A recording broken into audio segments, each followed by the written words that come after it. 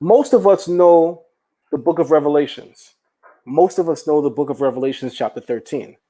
Revelations, chapter 13 became so important, because it mentions those three-digit numbers that causes everyone to have like this awkward silence when we say it. 666. In the book of Revelations, John the Revelator, in speaking of the beast and his mark, he said it's the mark of a man, the number of a man. And he says his number is 600, 6. Remember, a score is 20. So 60 is 20, 40, 60. 600, 6. 666, 666. But I have it pulled up on Bible Hub to let you see how this dialogue looks in Hebrew. I have it pulled up in Bible Hub to let you see how Revelations 13:8 is used in Hebrew. So you'll have no doubt that Gematria is something that we use. In fact, it's used right in the book of Revelations. Watch this. In Revelations 18.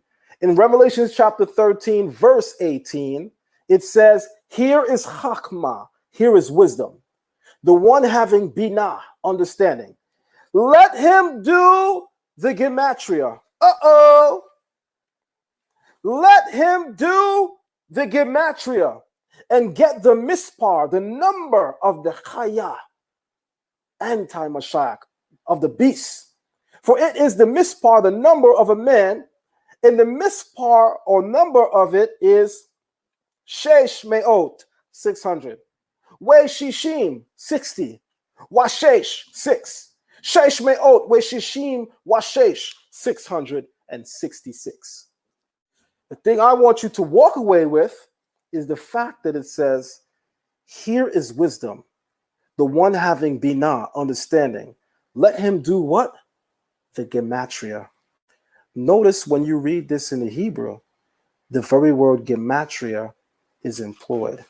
That's extremely important because many of you have read Revelations 13:18 so many times that you can write it out verbatim while still disagreeing that Gematria was used by us or belongs to us when it's right here, clear as day. Because what does everyone say? Well, it adds up to the name of Pope such and such, or this person.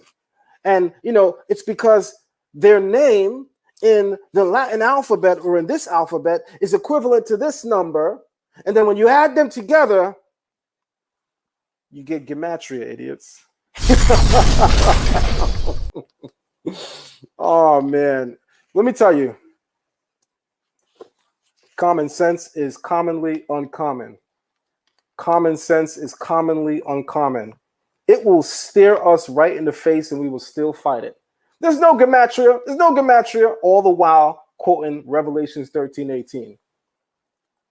Even though you want to tell me there's no Gematria and you're steady quoting Revelations 13:18, which clearly and unequivocally employs Gematria. So much so that if you read the text in Hebrew, as you can see on the screen, it literally says, let him do the Gematria.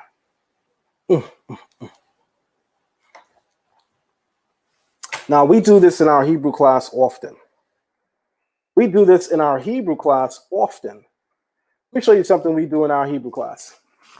We speak of the word wisdom, which in Hebrew is chakmah, the same word employed here in Revelation 13:18. Here is chakmah, here is wisdom. Chakmah is the Hebrew word for wisdom. It's spelled with the Hebrew letters chet, chaf, mem, and he.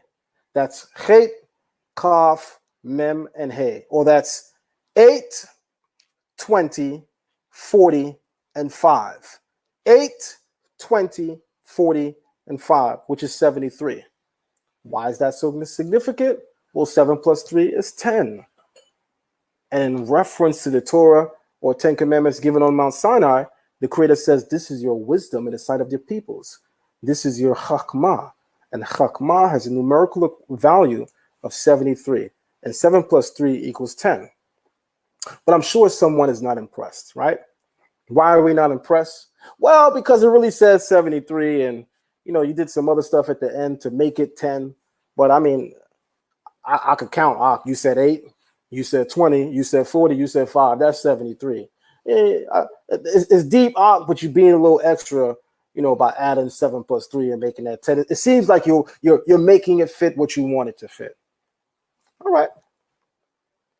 Well, what about this? If I take that same word, chakmah, and I spell out the individual letters used to write each letter. What do I mean?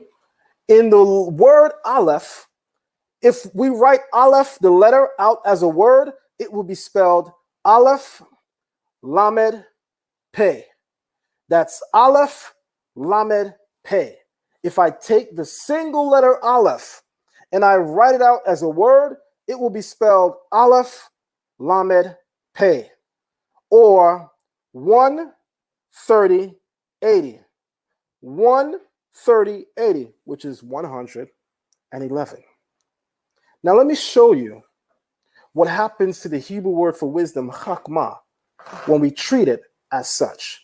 When we spell out each individual letter in the letter, within the letter, the letters within the letter, when we spell them out individually, what will we get?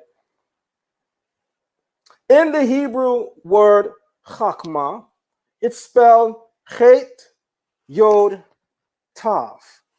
That's chet, yod, tav.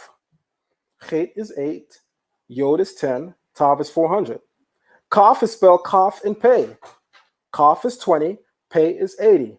That's 100. Mem is spelled mem, yod, mem, or 40, 10, 40. 40 plus 10 is 50. 50 plus 40 is 90. The last letter, hey, needs no additional letter to spell it because that letter alone is sufficient to spell itself, and that renders 5.